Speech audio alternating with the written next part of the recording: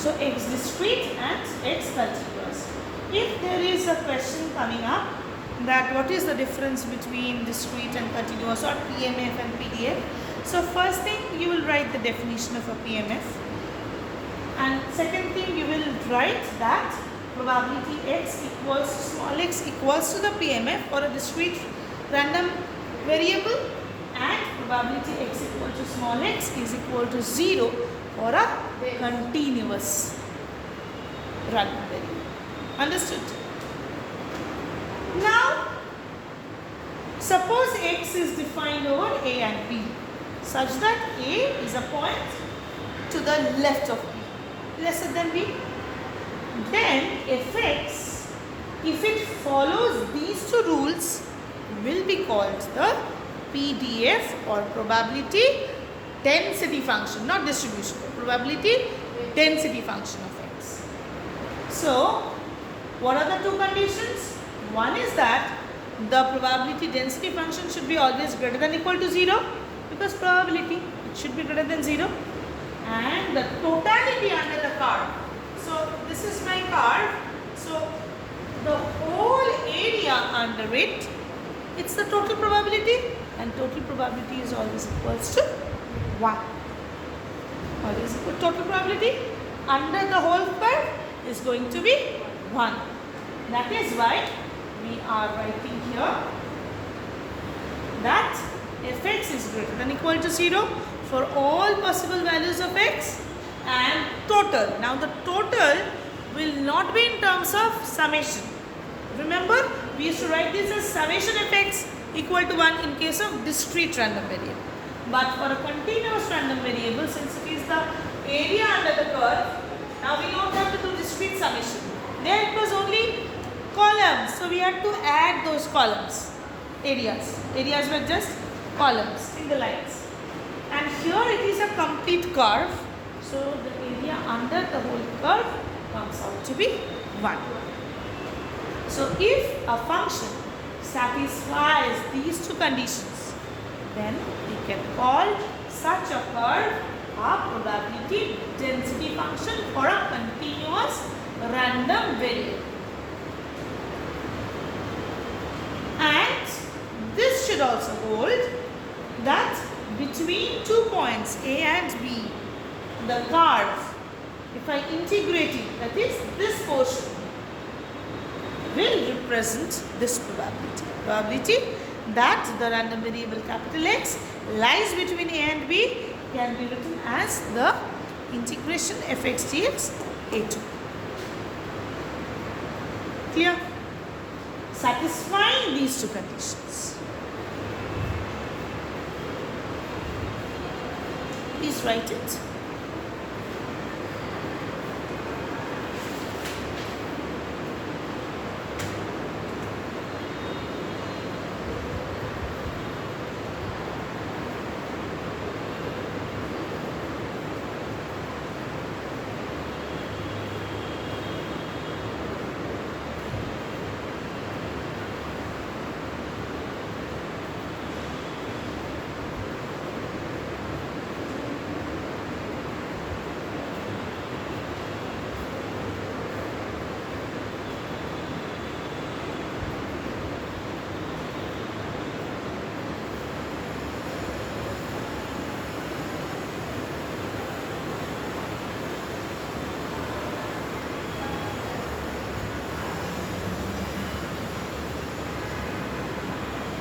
You can draw this curve too, and you can understand that it will be natural.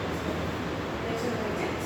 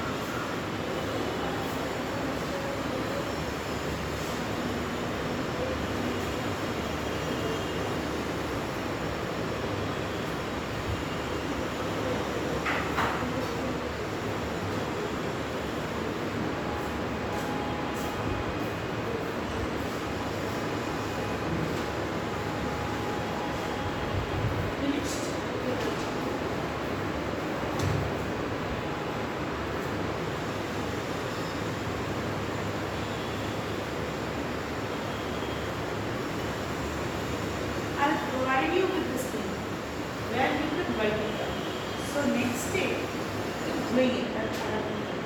Okay? So let me continue.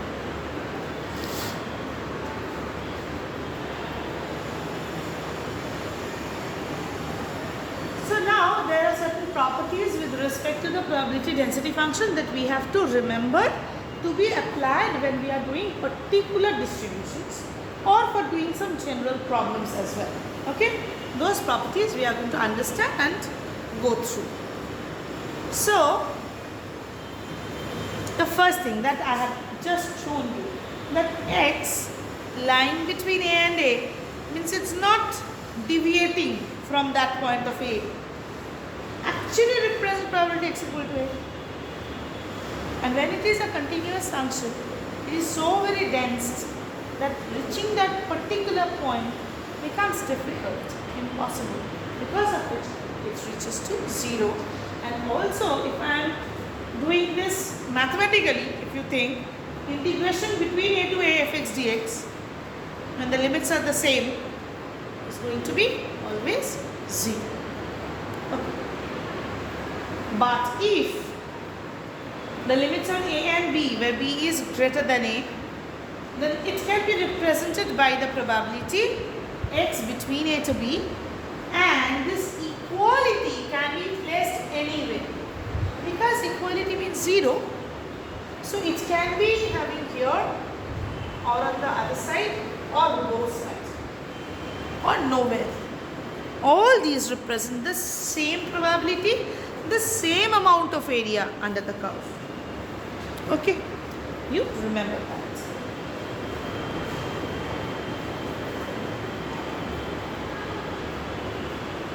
Now I will provide the link to this class only to the students here. Please do not provide it to others, because that way you are actually hampering their progress. Okay, and you are also hampering your time efficiency. You are coming to class by a transport that takes 1 hour, and going back home that takes 1 hour. So those 2 and 3 hours are wasted for you. Somebody is getting help without even going for this process. So in a competitive market it will affect. Remember that. And why am I giving this to you? Because suppose you don't remember something after going home, it's difficult. So you can just recapitulate. Once Madam what she told, maybe I couldn't write. That we do at home. Otherwise, the moment I find that you are giving it to somebody else, I'll stop giving this to all of you.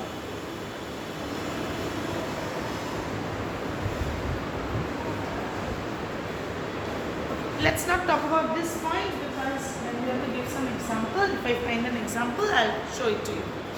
Now, if fx is the PDF of a random variable capital X, then we have to find the mean, median, mode, standard deviation, mean deviation about mean, and the moment generating function. Okay. First, we find the mean. So, the means expression will be, it's written as mu, not x bar. X bar was the frequency definition, x bar. Here in probabilistic definition, we use mu. And we use not 1 by n summation xi by or 1 by capital N summation fi into xi, but we use expectation. It's an operator kind of a thing. So expectation of capital X, we write inside expectation always capital, because capital X represents the theoretical distribution. But when I am writing it outside expectation with an expression, it means I have got one value of x, which is small x. It's an observed value of x, theoretical observed. So now I will be representing it as small x. So make this difference very clear when understanding as well as when you are writing in exams or practicing at home, because their marks will be deducted otherwise. Yes, tell me. Why we have it in small x? It's an observed value of the theoretical distribution of x. See, why theoretical? Theoretical population. And population is always obscured from us. Population doesn't mean the population of India. Think about the college students. Are you meeting all the college students? No, you don't know all the college students. You only know computer science students, maximally the math students with whom you do your statistics classes. So if you want to know the height of all the students of this college, also the income distribution of their parents of this college, you can only get, even through your WhatsApp, a little bit more, but only a part of all the students of this college. So all the students of this college is the theoretical something that is actually obscured from your eyes. And getting to something is a part of the population that you can really look up, and that is an observed portion. That's called a sample. The whole thing is the population, and only the other part you can observe is the sample. So this is my sample and this is my population related. So that is why it is small x and this is capital X, to demarcate what is my sample, what is my population. Okay. So expectation x ranges between minus infinity to plus infinity in general. It can also range between 0 to 1 or minus 1 to 1 depending on particular distributions. So x into fx dx, because if I just show you this diagram, area under the curve. So this is the area under A and B, same minus infinity to plus infinity. So now if I have to find this area, what we will do is we will do integration. This is my fx into dx is the small variation, right? This is my fx into my. So finding the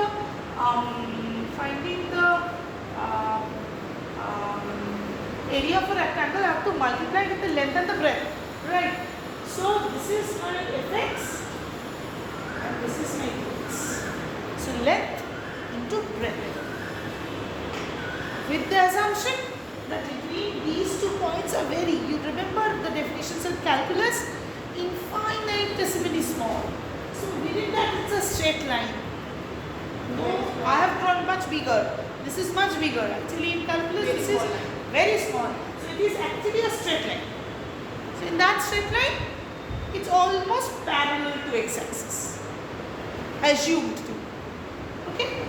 So in that case, the area of the rectangle will be the height into the breadth. That is why it is fx into dx. I am telling so many times so that it gets into your brain. You never forget. Okay. So expectation x is x into fx dx. This x is because of this x. If there was a gx, a function of x, then it should have been a gx. Okay. Now getting to median. What is the median? What we have learnt in semester 1? Can you repeat please? What is the median?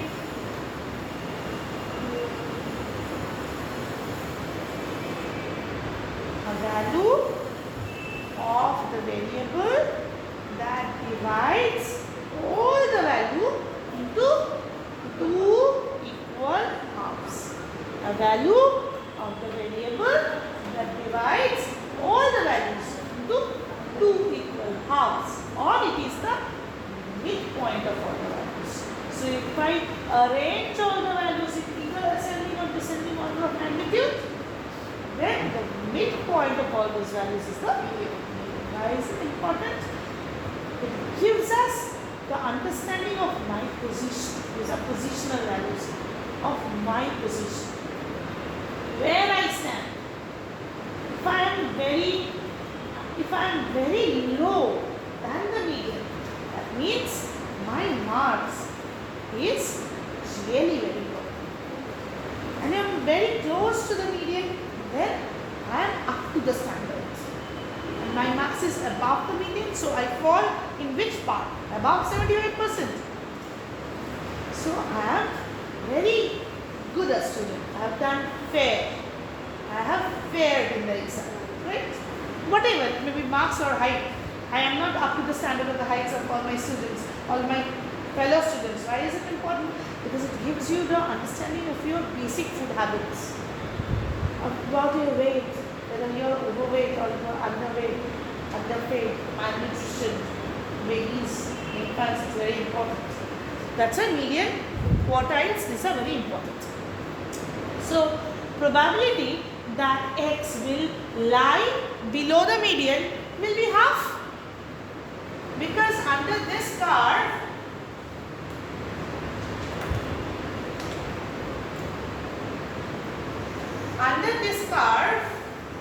if this is my median, then this portion under the curve should be half, because 50% falls below it and 50% are above it. So 50% means 50 by 100, that is half. So 0.05, correct? Sorry, 0.5. So probability capital X less than equal to mu E. Mu E is my median. It is a value of the values of x. Probability that x will fall below this mu E. This is my mu E. Not here. Remember, median, mode, mean, everything is on the x-axis, not on the y-axis, not on the curve, but here. So if I drop a perpendicular on the curve from here, then the area below it represents the area below the median. And therefore minus infinity, suppose it ranges, the x ranges from minus infinity to plus infinity. So minus infinity till this median. If I integrate over this fx dx, this area will represent the half portion. Understood?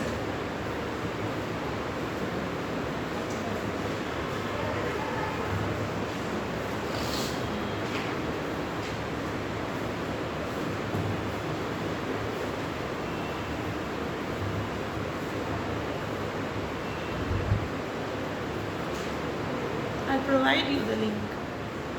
Till the previous point you have written. So from this point you can go home, but obviously make sure you are writing. In the next class I'll see whether you have written or not. So try to understand. So that is the median mode, where fx is maximum.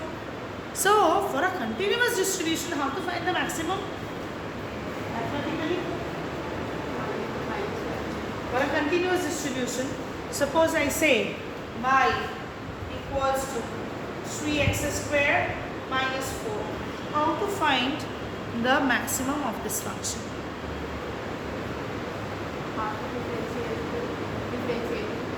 Differentiation, correct. So I differentiate it once. So I do dy dx as 6x equal to 0. That gives me the saddle point x equal to 0. And at this I do the second derivative.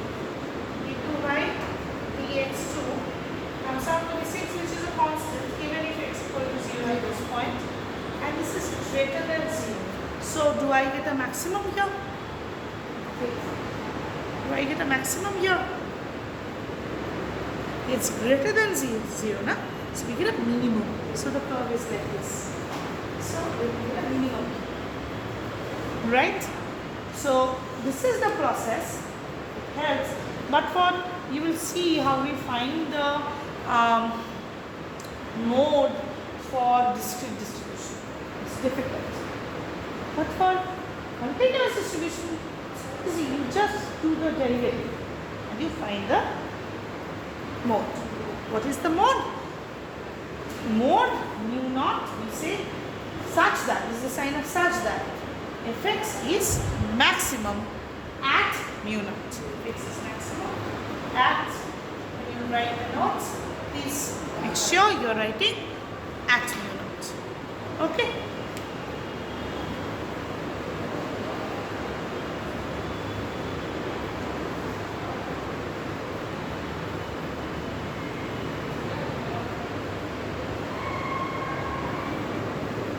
Now we come to variance sigma square.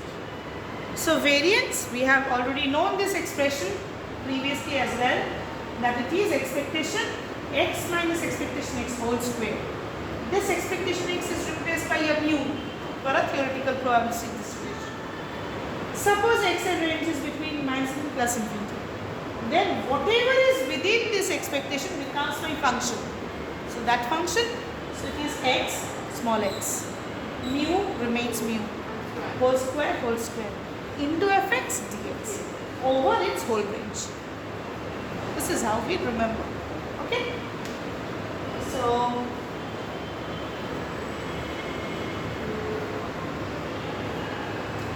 there is another expression as well.